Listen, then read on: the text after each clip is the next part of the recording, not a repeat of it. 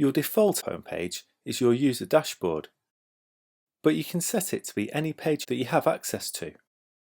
This can save you time if most of your work is done from a specific location by taking you straight to that screen every time you log in.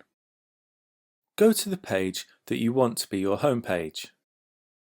Then click on your username and select Use Current Page. And that's it.